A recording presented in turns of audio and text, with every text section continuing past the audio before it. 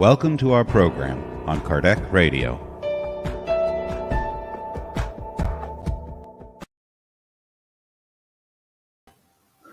Hello, my Kardec Radio friends. It's wonderful to be here with you today as we try to do every Thursday afternoon at 4 o'clock. And we bring you a reading from the book, The Way, the Truth, and the Life, written by the Spirit Emmanuel through the mediumship of Francisco Candido Xavier. And today's message is number 145. That's the chapter entitled Spiritual Counseling. We will read the message and then offer a few comments, and then we will go to our prayer and focus on peace. And then we will say our goodbyes and encourage you to continue watching Kardec Radio, or listening to Kardec Radio, as I should say. So let's get to it. As we indicated, that the message is entitled Spiritual Counseling, number 145. The New Testament quote, which Emmanuel continually uses. Sometimes there is a Old Testament quote, but most of the time it's a New Testament quote. This one is from Luke, recorded in chapter 10, verse 20, from Jesus. Do not rejoice that spirits submit to you. Rejoice that your names are written in heaven. Then Emmanuel writes, we often see new disciples of the gospel rejoicing because troubled spirits submit to them. They talk happily about the results of emotion-filled mediumistic meetings in which they have successfully counseled ignorant and perverse spirits.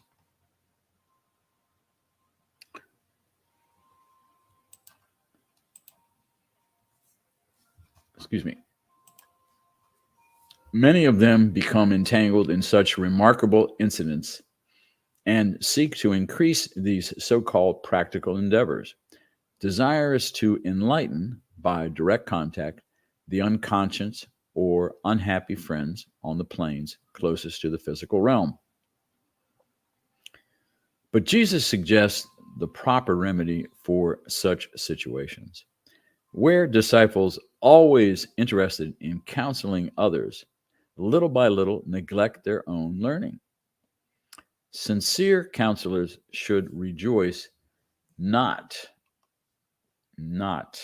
because disincarnates submit to them in desperation, but because they should be they should be convinced that the good is administered to these certain. The good is administered. Let me back up on that one. They should be convinced that the good is ministered in these circumstances, not by them personally, but by caring and charitable emissaries of Jesus, who use them as channels for divine mercy. May such joy stem from the chance to serve the good with their conscience attuned to the divine master amid the sweet certainties of the faith solidly stored in their hearts. The word of the master to his companions was very expressive and can amply benefit today's enthusiastic disciples. Okay, my friends, as usual, a very interesting message, always well written. No doubt about that. And we'll go back over and let's. I think probably the first thing to do is to, there's nothing wrong with being so happy and desirous to help, because doing the good is a tenet of the Spiritist literature.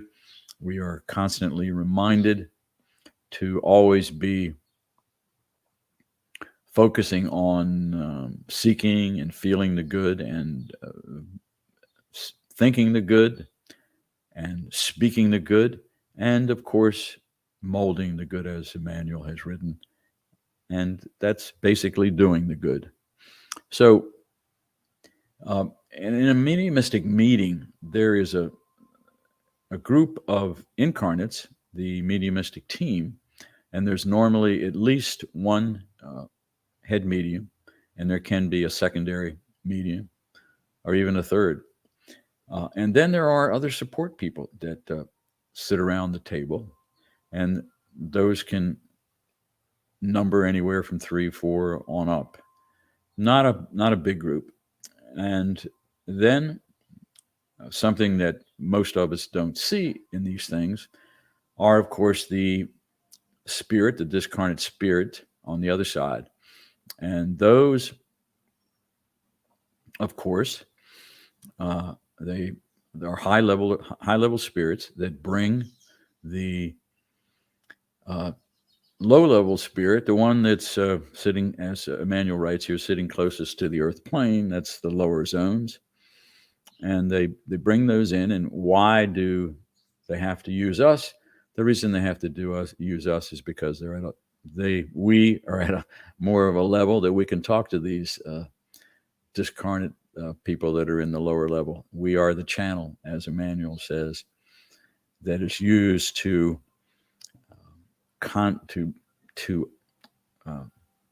talk and reason with the spirit.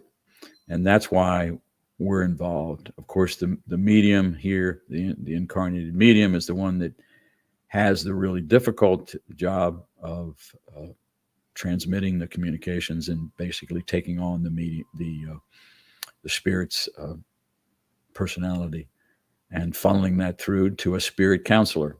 And the spirit counselor is the one that, of course, tries to talk in a loving way to the spirit and get them to recognize the fact that they need to open up and see the light. And it's usually very, very successful, but not always. So you can get very, very excited if you participate in one of these meetings.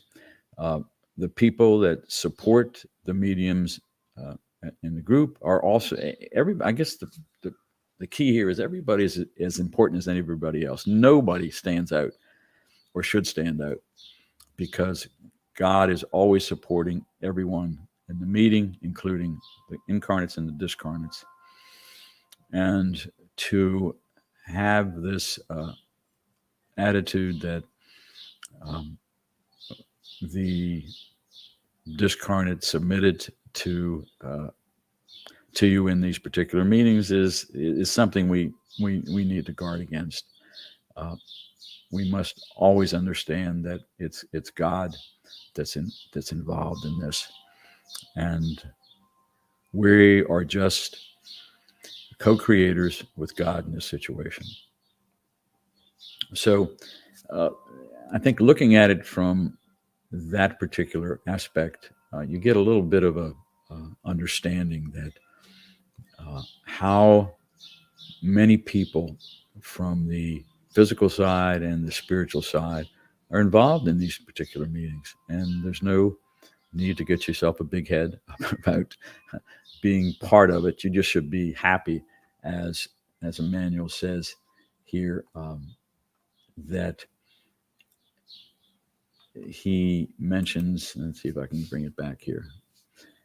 Sincere counselors should rejoice, not because discarnates submit to them in the desperation, but because they should be convinced that the good is ministered to these in these circumstances, not by them personally, but by the caring and charitable emissaries of Jesus. And that, of course, is the high-level spirits that bring the other ones in, and are the ones that are really channeling through the medium to get the spirit, the discarnate spirit, the low-level spirit, to understand that they must give up whatever not so good stuff they're doing on that side. That it could be revenge, it could be still attached to a title or home or something.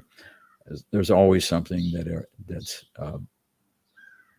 keeping the person in this lower level, not being open to the grace of God. And of course, what's the joy associated with that? Is that they have served the good with their conscience attuned to the divine master, to God, amid the sweet certainties of the faith solidly stored in your heart. And that's the important thing. And that's those support people. I failed to mention those support people are so important, because they have to hold what they constantly call the current. And that current should be nothing but love in that situation.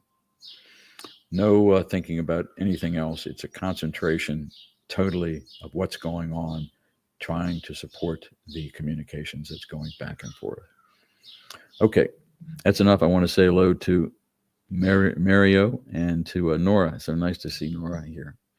And you too, Mario. Now let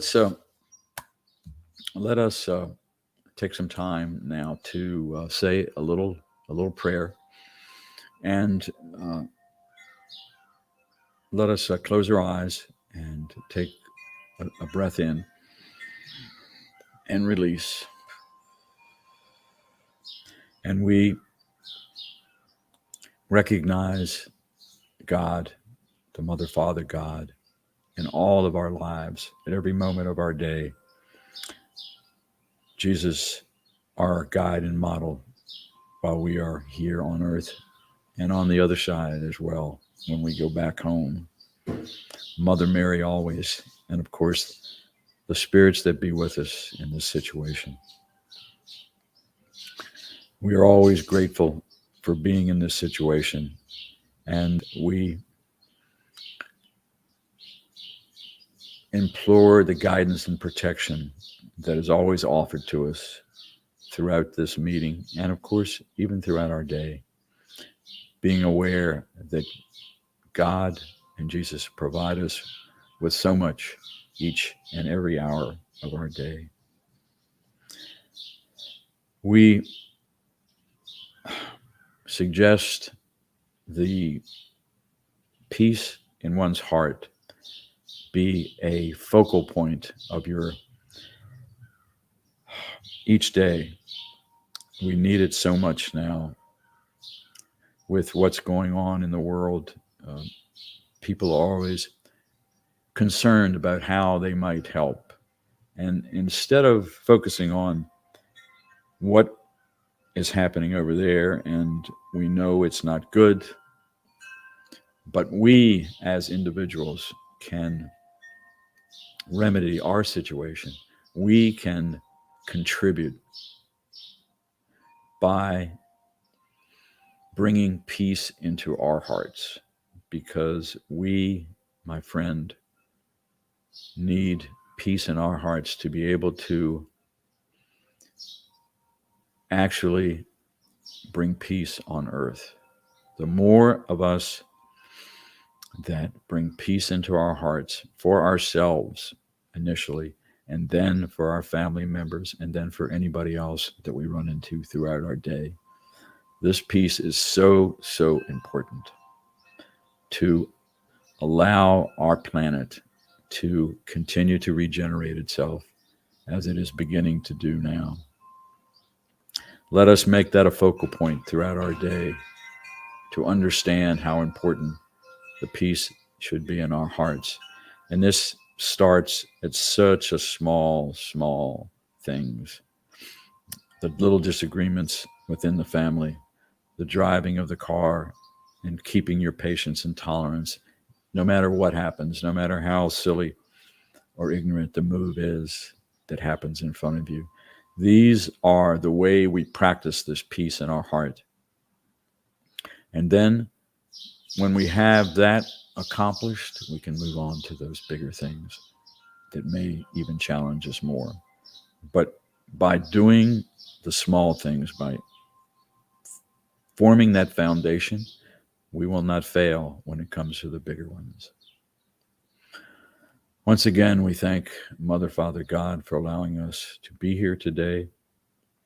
And we ask permission to end this little prayer session. And so be it. Okay, my friends. Oh, I see we picked up Nora. Thank you, Nora. I will sign off, of course, with the encouragement that all souls that listen into this message will continue to tune into Kardec Radio, of course, on Facebook and YouTube, and the Kardec Radio app. And we will say and give our love to all that's been here and will be here. And we will sign off with this goodwill towards all and generate that peace in your heart.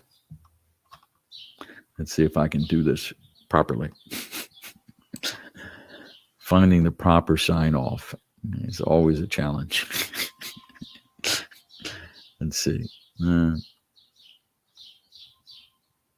I don't know where it is. I apologize. I say goodbye.